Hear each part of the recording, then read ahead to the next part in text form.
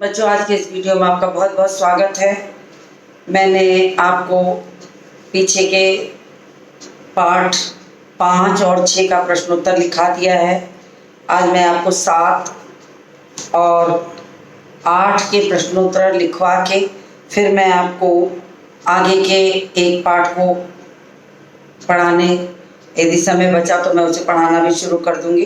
तब तक आप पहले प्रश्नों के उत्तर लिख लीजिए।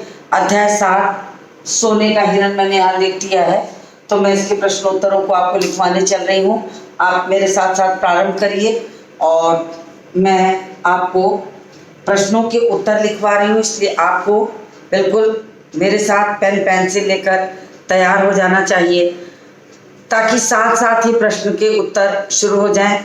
तो आज मैं अध्याय 7 सोने का हिरण जो पाठ है उसके प्रश्नोत्तर आपको लिखवाऊंगी। तो मैं पहला प्रश्न आपको पढ़ के सुना देती हूँ कि आप उसको सुन लीजिए, फिर उसके बाद उसको लिखिएगा। तो पहला प्रश्न है कि मारीच किस रूप में पंचवटी गया?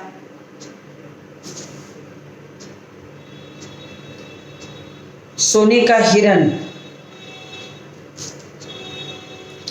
मैं इसको शुरू करती हूँ कि आपने हेडिंग डाल दी होगी। पहला प्रश्न मैं लिखती हूँ। पहला प्रश्न है, मारीच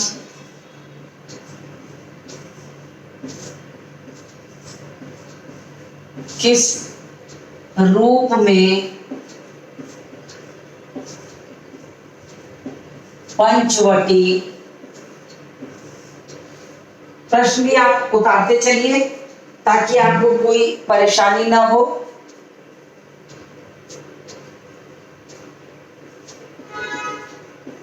गया, तो पंचवटी में किस रूप में गया था? सोने के हिरण के रूप में। उत्तर लिखिए। मारीच, साथ साथ लिखिए, मारीच सोने के हिरण का रूप धारण करके पंचवटी गया।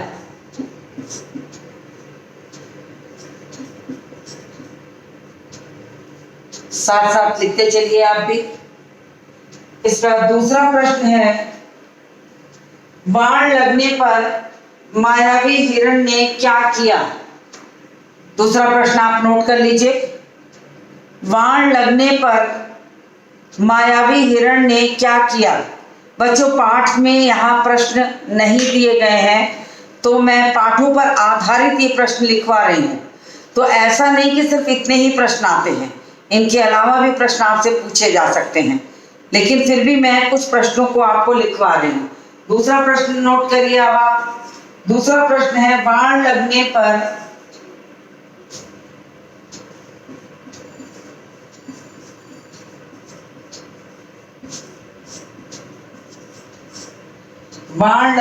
मायावी हिरण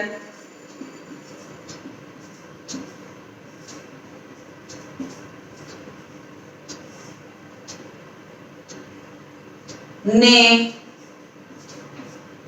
क्या किया? क्या किया था? राम की आवाज में हा लक्ष्मण हा सीते चिल्लाकर भ्रमित किया था। उत्तर नोट करिए आप साथ साथ। बाण लगने पर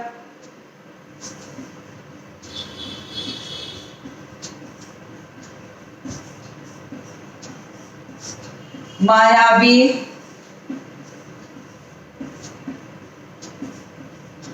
हिरण ने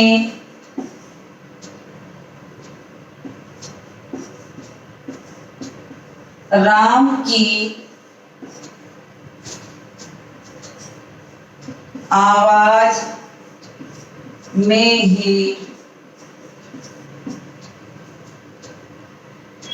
हा सीते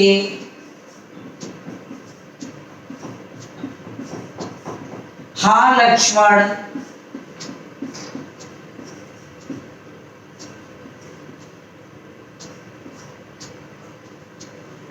की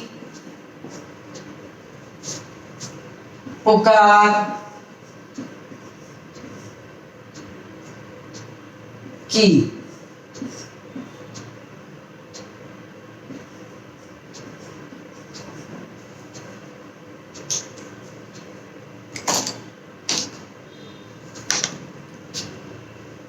अब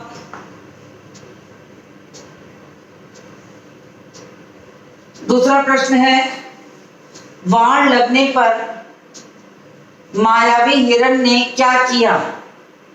इसका उत्तर है कि बाण लगने पर मायावी हिरण ने राम की आवाज में ही हा सीते हा लक्ष्मण कहकर पुकार दी, ताकि पंचवटी की कुटिया में जहां लक्ष्मण सीता की रक्षा के लिए रुक गए थे वो सुने और घबरा करके सीता को छोड़कर चले आए और रावण को इसका मौका मिल जाए। तो यहाँ पर ये चीजें कहें। तीसरा प्रश्न है कि सीता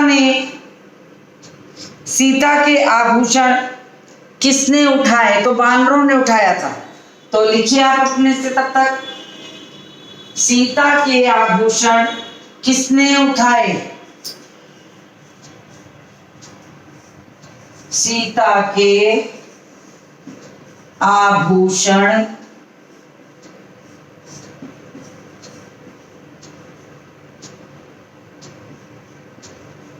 किसने उठाए? तो उत्तर लिखिए साथ साथ, सीता के आभूषण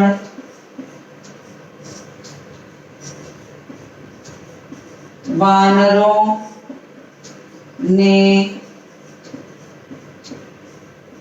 उठाए।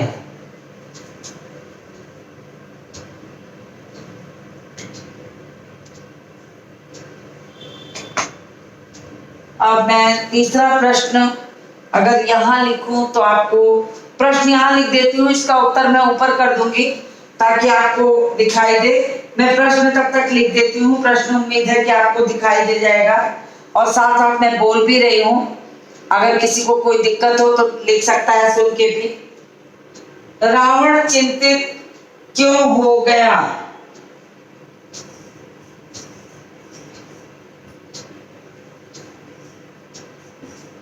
रावण चिंतित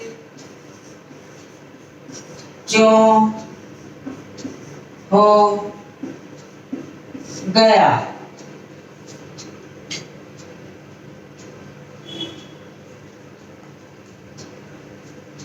मैं ऊपर के प्रश्नों को रब करती हूँ, उसके पहले आप स्क्रीनशॉट ले लीजिए ताकि आपको प्रश्नों के उत्तर लिखने में दिक्कत ना हो।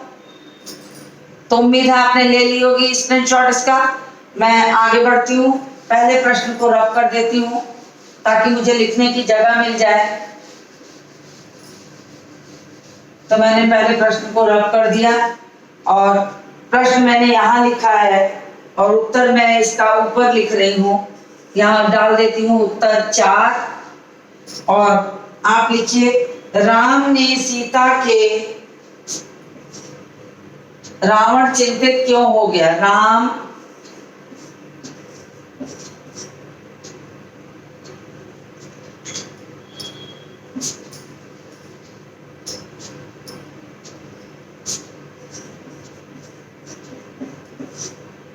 सीता ने राम के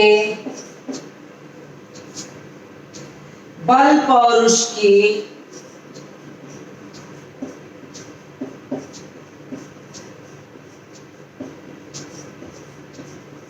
खूब प्रशंसा की। सीता ने राम के बल पौरुष की खूब प्रशंसा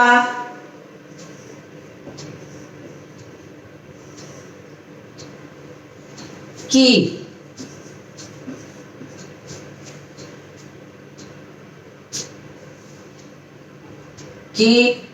और कहा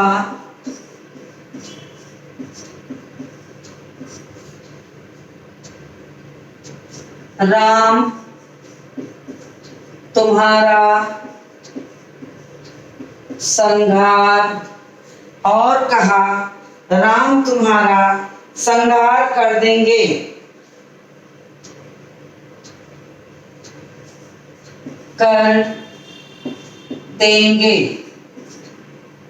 यह सुनकर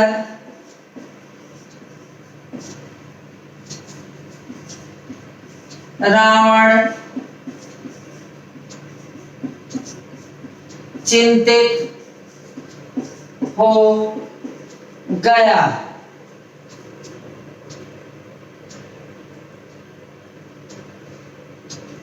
क्योंकि मैं नीचे वाली लाइन ड्रॉप कर दूं क्योंकि लिखने की जगह कम पड़ रही है मुझे। आपने इसको उतार भी लिया होगा, स्क्रीनशॉट भी लिया होगा, तो मुझे उम्मीद है कि आपको कोई दिक्कत नहीं होगी। रावण चिंतित हो गया क्योंकि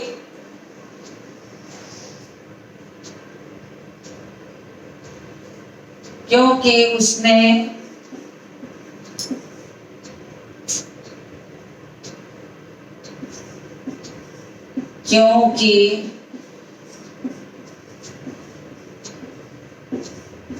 क्योंकि उसने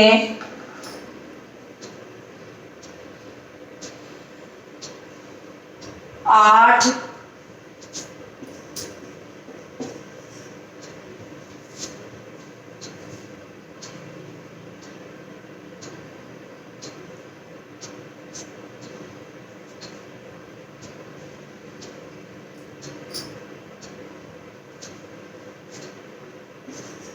शक्तिशाली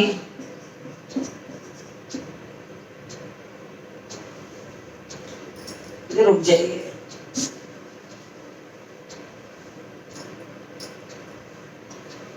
चिंतित हो गया और उसने अपने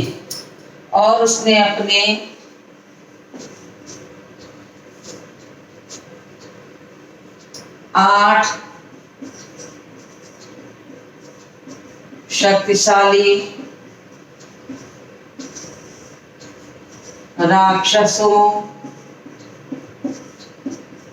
को पंचवटी की निगरानी में लगा दिया।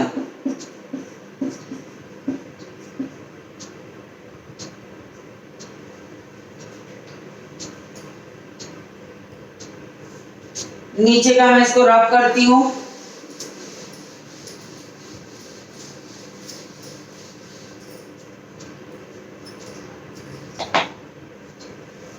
इतना आप तब तक लिख लीजिए, आपका हो जाएगा। और सोने के हिरण से मैं ये 4 प्रश्न के बाद यहीं पर अध्याय बदल देती हूं। यहां लिख देती हूं अध्याय 8 सीता की खोज।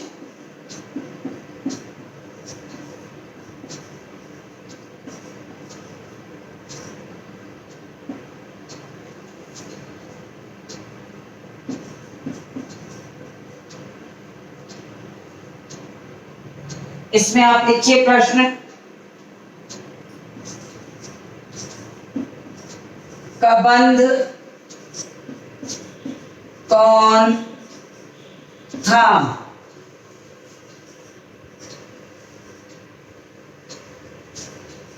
कबंध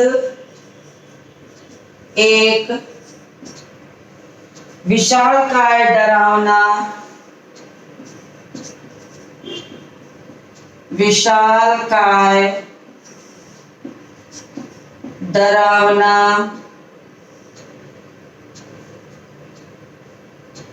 राक्षस था।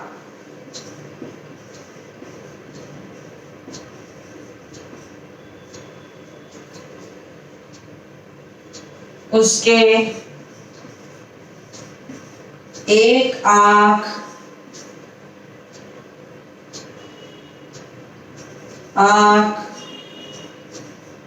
थी। गर्दन का पता नहीं चलता था।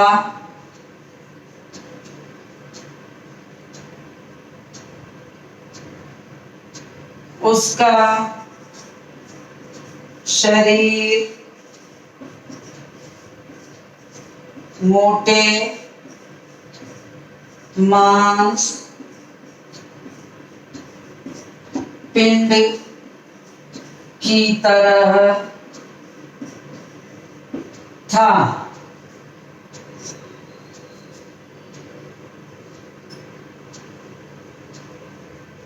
और दांत बाहर की ओर निकले थे। तो इसके स्वरूप का वर्णन यहाँ किया गया है। कबंध एक विशालकाय डरावना राक्षस था। उसके एक आंख थी। गर्दन का पता नहीं चलता था, यानी गर्दन ना के बराबर थी, दिखाई नहीं देती थी। उसका शरीर मोटे मांस पिंड की तरह था और दांत बाहर निकले हुए थे। तो आपको मैंने एक यहाँ पाठ बदल दिया है, तो इसको लिखिए। ऊपर का हिस्सा मुझे रब करना पड़ेगा और तब मैं दूसरा प्रश्न लिखवा पाऊंगी। तो मैं ऊपर के हिस्से को रब कर देती हूँ।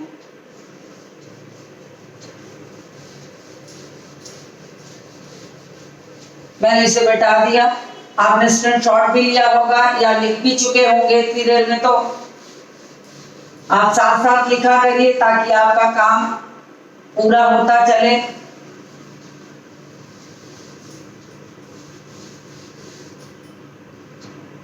अब दूसरा प्रश्न है, सबरी कौन थी?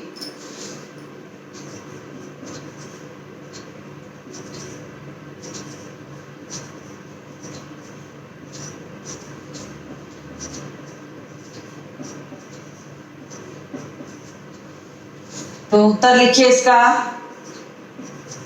सबरी मतंग ऋषि की शिष्या थी।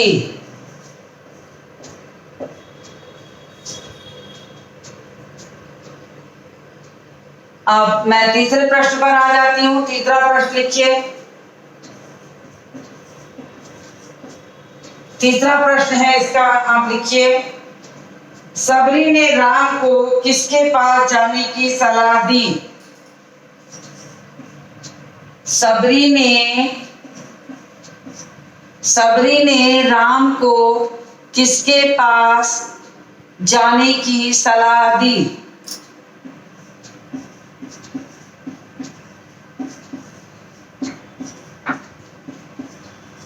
किसके पास जाने की सलाह दी?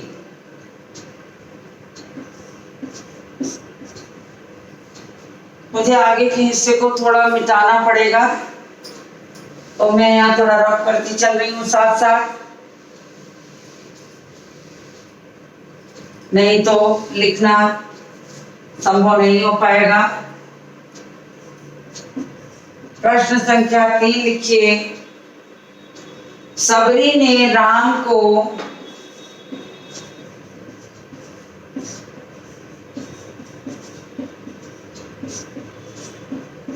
सबरी ने राम को सुग्रीव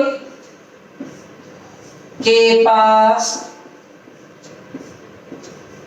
जाने की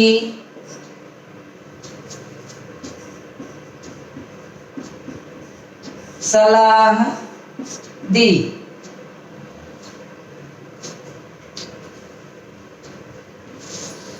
आप साथ साथ लिखिए।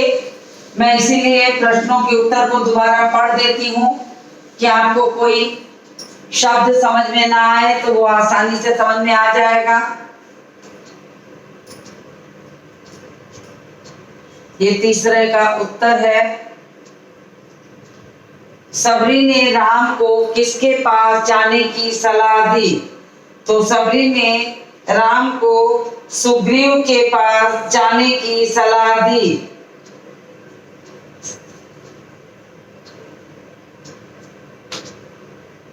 कबंध ने राम को से किसकी सहायता लेने को कहा? अगला प्रश्न लिखिए। कबंध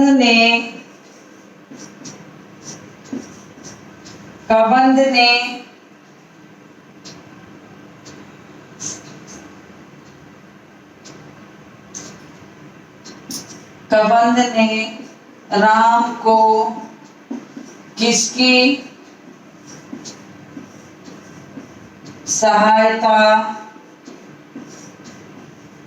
लेने को कहा? उत्तर लिखिए। कबंध ने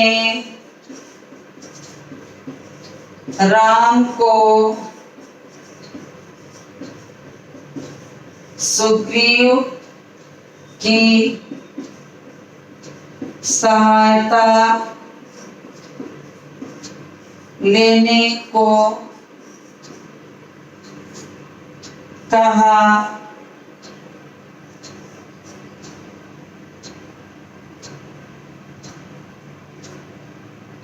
क्योंकि उनके पास बहुत बड़ी वानर सेना थी।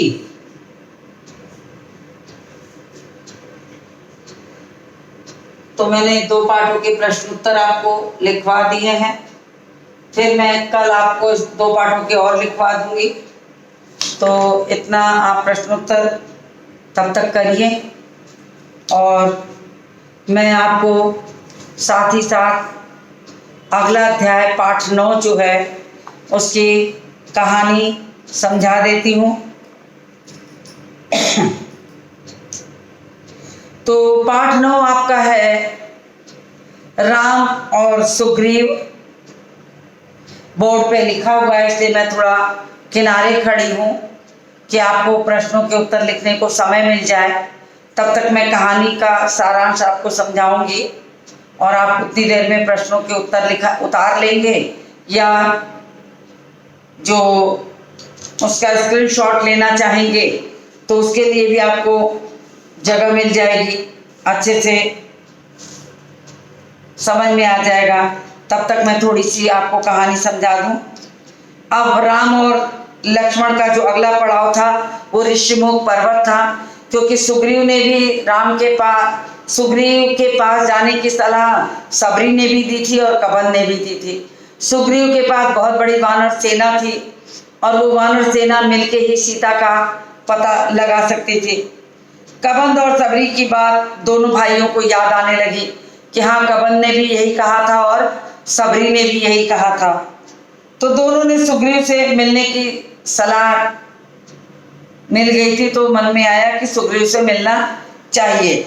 सीता की खोज में वो सहायक होंगे, तो उन्हें लगा कि बिना इनकी मदद के सीता की खोज नहीं की जा सकती। दोनों राजकुमार शीघ्रता से वहां पहुंचना चाहते हैं अब सुग्रीव का जो रहने का स्थान था वो था ऋष्यमुख पर्वत। ऋष्यमुख पर्वत मूल निवास ऋष्यमुख पर्वत नहीं था, वास्तव में किष्किंधा था। ऋष्यमुख पर्वत में वह निर्वासन से अपना समय व्यतीत कर रहे थे, क्योंकि महाराज बाली ने उनकी पत्नी का हरण कर लिया था और उन्हें राज्य से निकाल दिया था। तो वो जाकर ऋष्यमुख पर्वत पर रहने लगते हैं। सुग्रीव किष्किंधा के वानर राज के छोटे भाई थे, छोटे पुत्र थे। बड़े भाई का नाम बाली था। पिता के न रहने पे ज्येष्ठ पुत्र बाली राजा बन गए। दोनों भाइयों में बहुत प्रेम था। राजकाज अच्छी तरह चल रहा था। राजकाज के बात को लेके मनमुटाव हुआ, फिर झगड़ा हो गया दोनों में। सुग्रीव को मार डालने पर उतर आया बाली। जान बचाने के लिए बाली से बचकर सुग्रीव ऋष्यमुख पर्वत पर जाकर डेरा डाल लेते हैं, वहीं रहने लगते हैं। ऋष्यमुख आकर भी सुग्रीव को डर हमेशा लगा रहता था, उनका डर कम नहीं हुआ था। वो हमेशा चौकन्ने रहते थे और अपने विश्वास पात्र मित्रों वानर सेना के साथ पहरे पर लगाए रहते थे, पहरा देने के लिए लगाए रहते थे। सुग्रीव स्वयं भी पहरा देते थे, जागरण करते थे रात रात भर कि कहीं बाली अपने गुप्तचर सैनिक वहां भेज न दें। एक दिन सुग्रीव पहाड़ी पर खड़ा था कि उसने देखा कि दो युवक कहीं से चले आ रहे हैं। तो उन्हें लगता है कि ये दोनों युवक हो न हो बाली के गुप्तचर ही होंगे और मुझे मारने आ रहे हैं।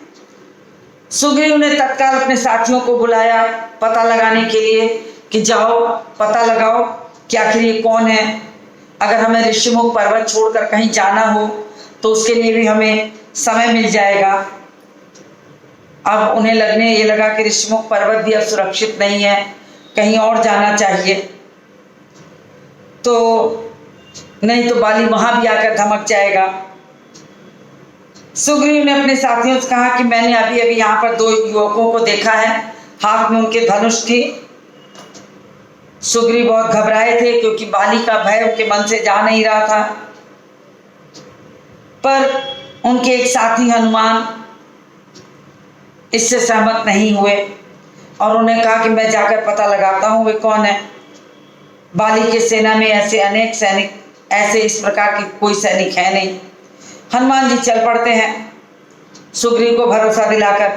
राम और लक्ष्मण पहाड़ी पर चलते चलते थक गए थे। वे पहाड़ी सरोवर के पास ही बैठ करके थकान मिटाने के लिए थोड़ी देर बैठ जाते हैं, हाथ मुंह धोकर।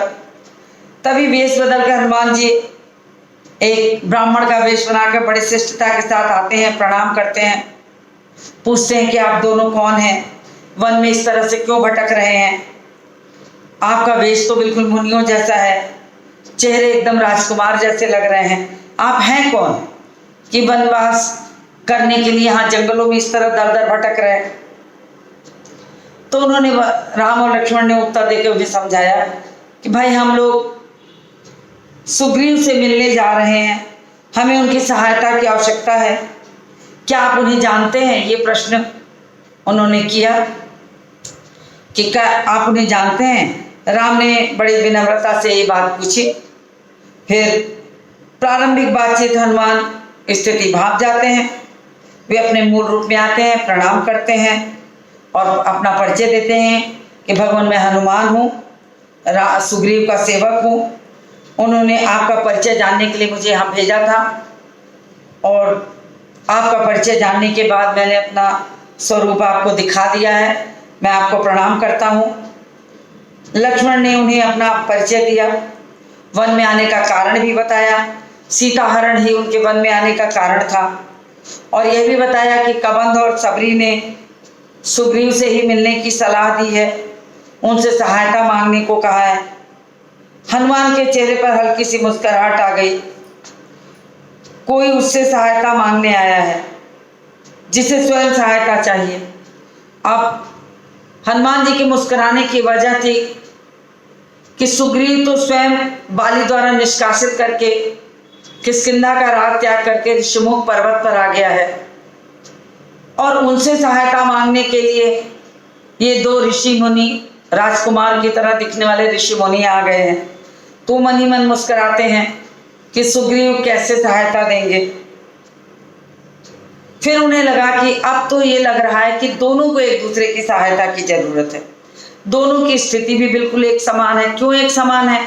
कि दोनों की पत्नियों का हरण हो गया है। राम की पत्नी को रावण उठा ले गया था, सीता की पत्नी को बाली उठा लिया।